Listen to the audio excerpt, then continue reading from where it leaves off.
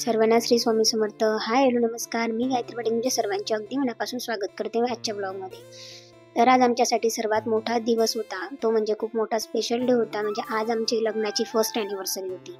तर त्यासाठीच आम्ही बाहेर गेलेलो होतो आणि दिवसभरामध्ये आम्ही किती मस्ती केली, किती एन्जॉय केला, आमची ॲनिव्हर्सरी सेलिब्रेट केली, तेच तुमच्यासोबत शेअर करते आजच्या ब्लॉगमध्ये. सो ब्लॉग शेवटपर्यंत बघा आणि ब्लॉग आवडला असेल तर जास्तीत जास्त लाईक्स करा आणि कमेंटसुद्धा करा. आणि नवीन असाल चॅनलवर तर चॅनलला सबस्क्राईब करा. तर त्याच प्रकारे आम्ही सुद्धा दुपारी 2च्या नंतर बाहेर पडलो होतो. आता थोडं ऊन बऱ्यापैकी तापत आहे म्हणून सनकोट वगैरे स्कार्फ वगैरे पॅक करून आम्ही निघालो होतो. तर आम्ही एका स्पेशल ठिकाणी गेलो होतो. म्हणजे आम्ही फर्स्ट टाइमच गेलो होतो तिथे, बट ठिकाणं इतकं स्पेशल होतं, स्पेसही खूप छान होता तिथे आणि छान अशी जागा पण होती. त्यासाठी आम्ही तिथं गेलो होतो आणि ते आहे म्हणजे आंब्याचा पाडा. तर तुम्हाला बाहेरच बोर्ड वगैरे मोठ्या दिसत असेल, तर आम्ही आंब्याच्या पाड्याला गेलेलो होतो आणि खूप छान वातावरण होतं इथलं. आजूबाजूला शेती होती, त्या शेतीमुळे आजूबाजूला थंडगार असं वातावरण होतं. हवा सुद्धा छान थंड येत होती, जरी ओपन दिसत असलं तरी. आणि खूप मोठं होतं, बॅक साईडला अजून काम वगैरे त्याचं सुरू होतं. आणि बघा आजूबाजूला पूर्ण हिरवगार होतं. आणि नंतर मागे सुद्धा ॲक्टिव्हिटीज आहे, मुलांच्या खेळण्यासाठी होत्या किंवा फोटोशूटचं गार्डन होतं. तर आम्ही आधी जेवण करून घेतलं, कारण आम्ही दुपारी गेलो होतो, त्यासाठी सकाळीचं जेवण बाकी होतं म्हणून आधी जेवण वगैरे करून घेतलं. आणि तिथे मिसळ आता सध्या तरी मिसळ अवेलेबल असल्यामुळे आम्ही मिसळ पावची ऑर्डर दिली होती.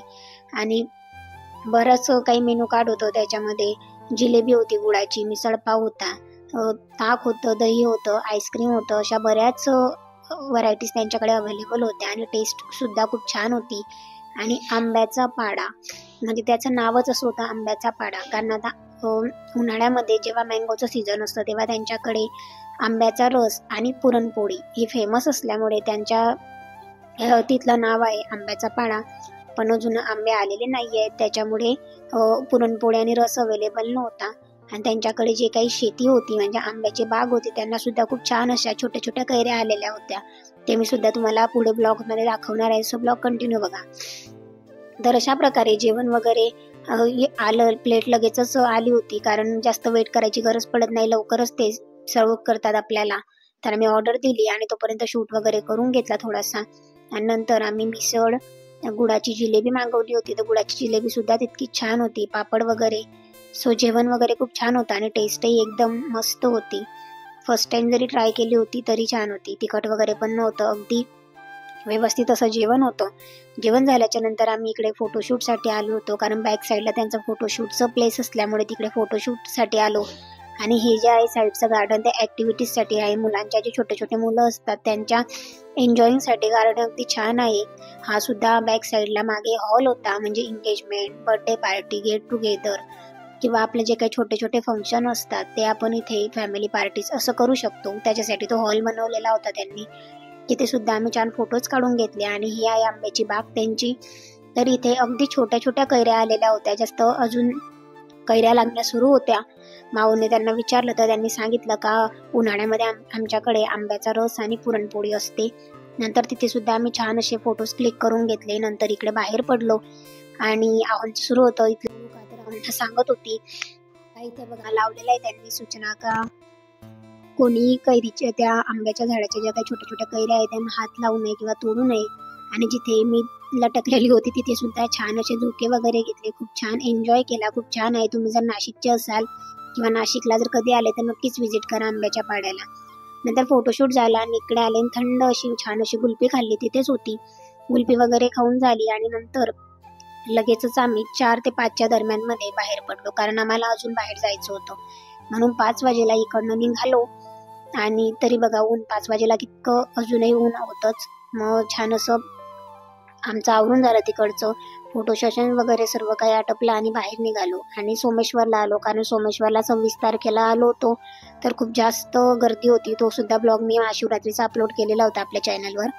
तर गर्दी असल्यामुळे महादेवाचं अगदी छान असं दर्शन नाही झालं, म्हणून त्याच रूटने आम्ही जात होतो. तर म्हटलं चला आज शांततेत महादेवाचं दर्शन घेऊन घ्यावं, कारण 27लाच ॲनिव्हर्सरी होती. तर तिथे सुद्धा गेलो, तिथे छान असं दर्शन झालं. दर्शन झाल्याच्या नंतर बाहेर बसलो थोडा वेळ आणि इकडे नदीकडे आलो तर नदीकडे सुद्धा छान अशी 5:30-6:30च्या दरम्यानमध्ये छान अशी हवा सुटलेली होती आणि थंडगार असं वातावरण होतं. आणि ही बघा, ही चिमुकली मस्त फ्रीमध्ये बोटिंग करत होती. त्या काकांसोबत गप्पा मारत मारत तिची गंमत वगैरे बघितली. आणि संध्याकाळी निघतानाचं असं काही लुक होतं, कारण महाशिवरात्रीसाठी लाइटिंग्स वगैरे लावलेल्या होत्या यांनी, तर खूप छान असं दिसत होतं. नंतर परत तिकडनं बाहेर निघालो आणि नंतर आम्ही पिझ्झा खाण्यासाठी गेलो, कारण संध्याकाळी स्वयंपाक करायचा नव्हता, सो बाहेरच खाल्लं सर्व. तर पिझ्झा खाण्यासाठी गेलो. इथे सुद्धा छान असा पिझ्झा वगैरे ऑर्डर केला आणि दोघांनी पिझ्झा वगैरे खाऊन घेतला. आणि जे काही दिवसभरामध्ये आम्ही जे काही फोटोज क्लिक केले त्या सर्व मेमरीज मी ब्लॉगच्या शेवटी लास्टमध्ये अटॅच केलेला आहे. सो ब्लॉग शेवटपर्यंत बघा आणि फोटोजसुद्धा बघा, जेणेकरून तुमच्यासोबत सर्व काही फोटो मी शेअर केलेले होते. तर अशा प्रकारे आम्ही आमची फर्स्ट ॲनिव्हर्सरी ज्या प्रकारे सेलिब्रेट केली त्याच प्रकारे तुमच्यासोबत सुद्धा ब्लॉगच्या माध्यमातून शेअर केली. तर ब्लॉग कसा वाटला नक्की कॉमेंट सेक्शनमध्ये सांगा. ब्लॉग आवडला असेल तर जास्तीत जास्त लाईक करा आणि कमेंटसुद्धा करा. आणि फोटो बघून तुम्हाला कळलंच असेल आम्ही किती एन्जॉय केला आंब्याच्या पाड्याला आणि पूर्ण डे एन्जॉईंग होता. सो ब्लॉग आवडला असेल तर जास्तीत जास्त लाईक करा आणि चॅनलला नवीन असाल तर सबस्क्राईब करा. लवकरच भेटेल एका नवीन व्हिडिओमध्ये. तोपर्यंत बाय, धन्यवाद.